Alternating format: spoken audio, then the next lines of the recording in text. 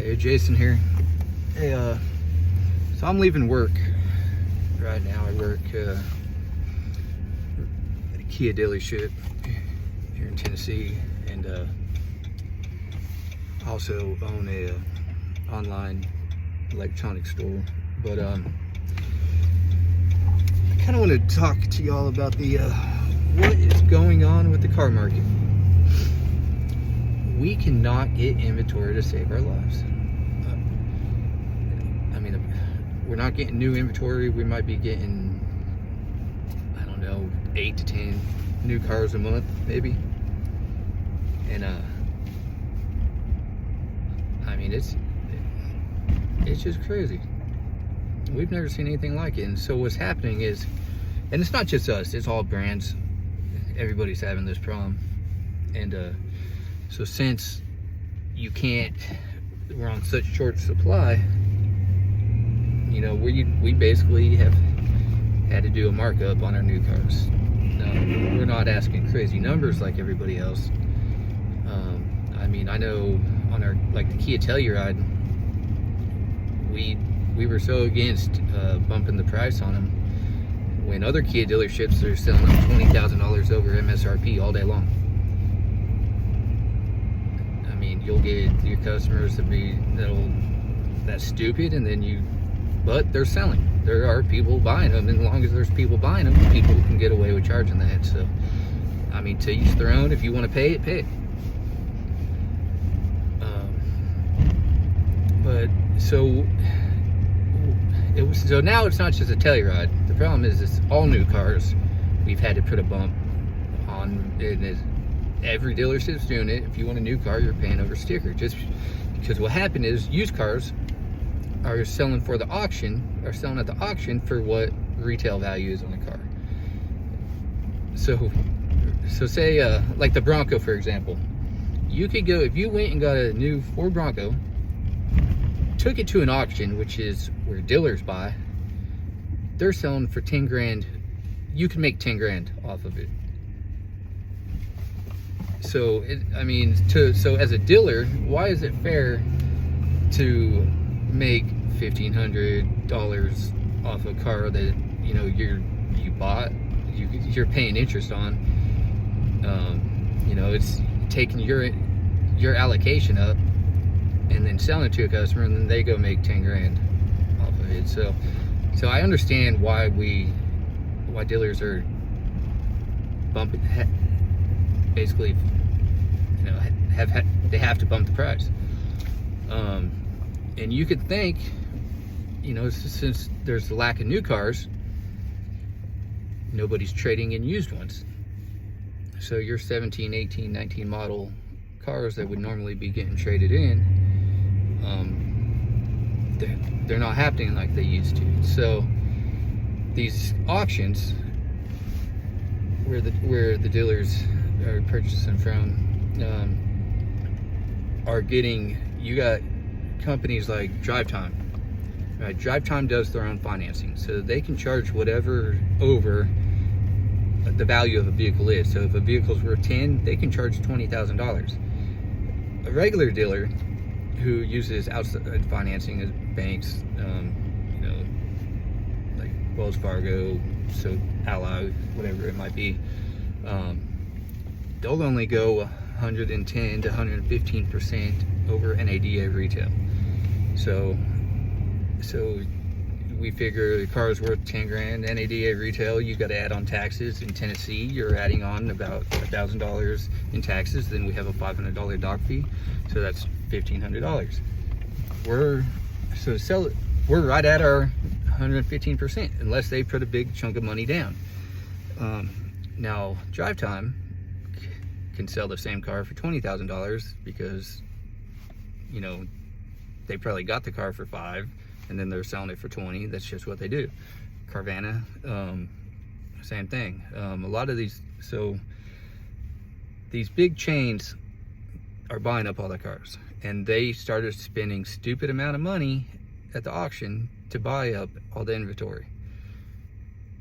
Stupid amount of money. So now if car lots like mine want to get on something, we have to pay outbid them if we want inventory to sell. So obviously now used car prices have skyrocketed. So, and it's not just that dealers are selling them for more money. I mean, it probably started out that way, but the retail value on these cars have gone up. The books have gone up. So a used car right now is how much a new car should be or would be. So I mean, the best way to shop right now is if you can find a new car at MSRP.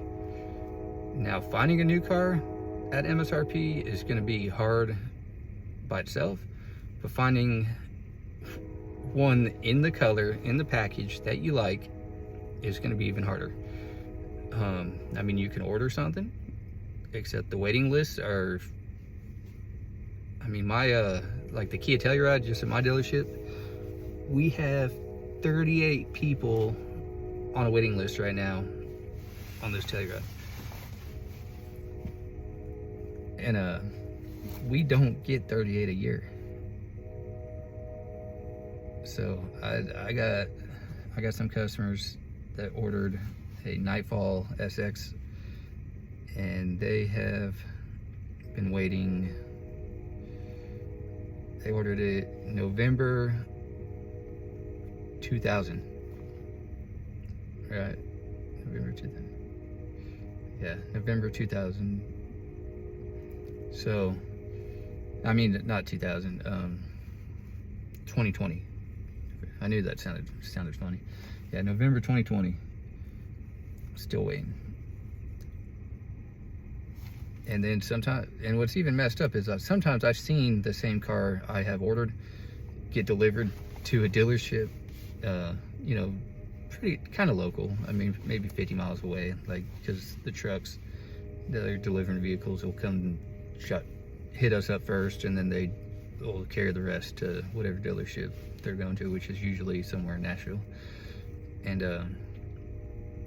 the same exact vehicle I needed is on that truck, and we go look it up, and they don't even have an order on it. They just got it allocated to it. So people come in, they're asking, they want to order one, want to know how long it's going to take.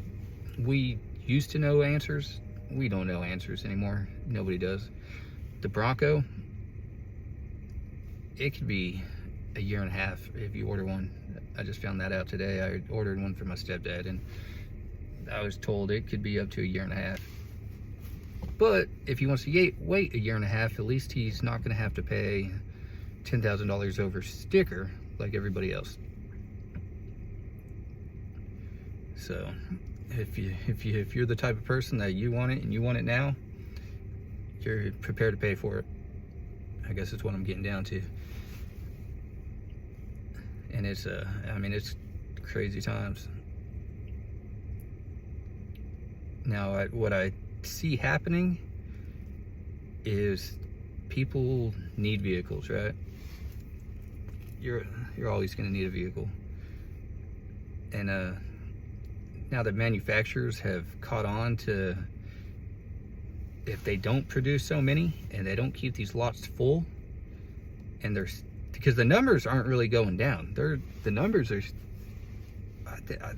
I know our dealership, we actually had a record year last year, just for the simple fact, I mean, everything we got, we sold right away. It's just, you know, there's not a lot to choose from. You know, people are going to be buying stuff that they don't necessarily want, and if they don't want it, somebody else is going to. And then we don't have to pay the interest on these vehicles sitting on the lot for 2-3 months. And so manufacturers notice this, and then now, if you've noticed, you're not seeing the rebates like you used to. The Kia Sorento, we've had up to $5,000-$6,000 in rebates on this car. Now, nothing. So I think manufacturers are going to catch on that if they don't produce or push out so many, they're not going to have to dish out that extra $6,000 in rebate money. And you know, that's going to kind of hurt the dealerships, because people that are upside down are going to have a hard time getting out of their vehicle. The only thing saving people that are upside down right now is the car market. The used car market has shot up so high that their car is worth more now than it's going to be, or it was last year, or it's going to be maybe in a year.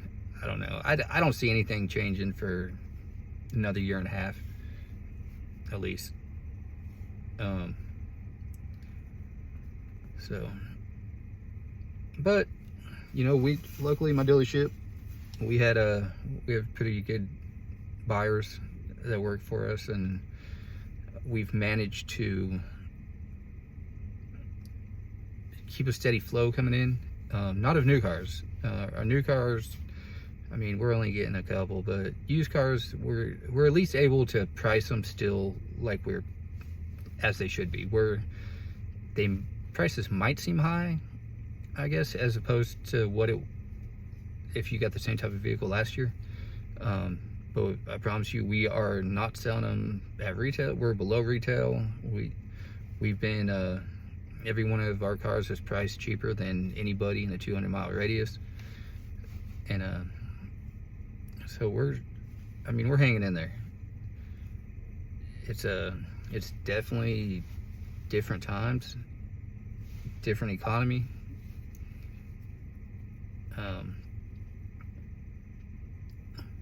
So I'm hoping things change soon.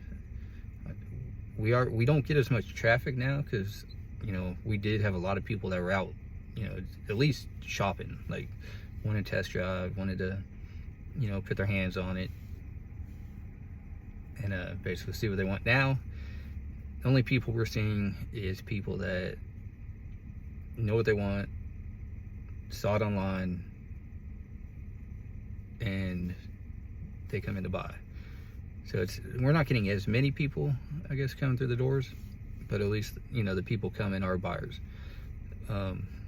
Which kind of sucks as a salesman, because most of those people that see it online end up dealing with the internet department, and so if you're a salesman, you're not getting the ups like you used to. So unless you have a good client base, I mean, it's going to be hard to stay afloat as a salesman right now. Luckily, I've been doing this for a long time, and then I own that electronics store as well, so I'm doing all right. Hanging in there. But if anybody interested in a car, comes SUV, truck, we got 5 lots. I'm at the Kia dealership, but we got 2 Ford dealerships, a Chevy, GMC dealership, and then a Chrysler, Jeep, and Dodge. So any of those brands, if you're interested in, let me know. You can visit jasonschmidtautosales.com. And electronics, I got a full store up online. I think I got about 700 different products on there right now. And that's schmidtwillsellit.com. Again, that's schmidtwillsellit.com. You're going to be seeing a lot more videos from me. This will be my first one actually posted on YouTube. And so let me know what you think. Hit that like, subscribe button. I'll keep you updated on the car market. And I'm going to definitely be keeping you up on the newest gadgets coming out, newest electronics, and basically comparing, you know, Wish products to Amazon to Walmart, you know, stuff like that. I actually spent a lot of money planning this out on videos coming up, as far as, you know, what you get from Wish for, you know, what they're charging, and then as opposed to what you get it for locally. So so definitely stay tuned, and like I said, hit that subscribe button.